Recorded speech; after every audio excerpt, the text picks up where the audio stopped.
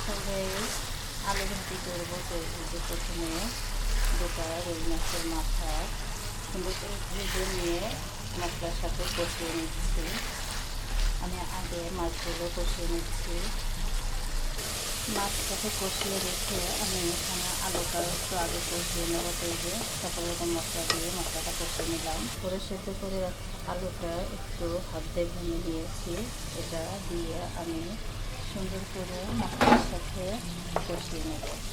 এভাবে কষিয়ে রান্না করলে কিন্তু খেতে বেশ মজা লাগে। আলাদা করে আমি মাছ আর আলাদা করে আলুটা কষিয়ে নিয়েছি।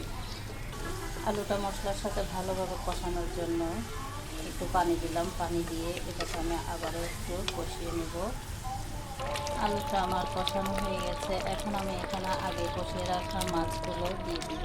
কষিয়ে রাখা মাছের মাথাগুলো দিয়ে ভালোভাবে মিক্স করে দেব। দিয়ে পরিমাণ মতো পানি দিয়ে দিব। পানি দিয়ে একটু জাল করে নিয়ে জিরা গুঁড়া মশলা দিয়ে নামিয়ে নিয়ে হয়ে গেল আমার আলুর ভাজি।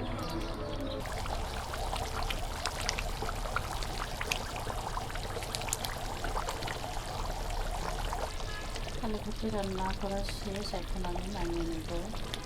এখন একটু জিরা গরম করে ভেজে নিয়েছি, সেটা দিয়ে দেব। এই জিরা ভাজা গুঁড়াটা দিলে কিন্তু খেতে অনেক মজা হয়, যে কোনো তরকারির টেস্টটা বাড়িয়ে দেয়। তো এই যে আলু ভাজি রান্না করা শেষ। কে কে আলু ভাজি রান্না করা খেয়েছেন আর কার কাছে কেমন লাগে অবশ্যই কমেন্ট করে জানাবেন।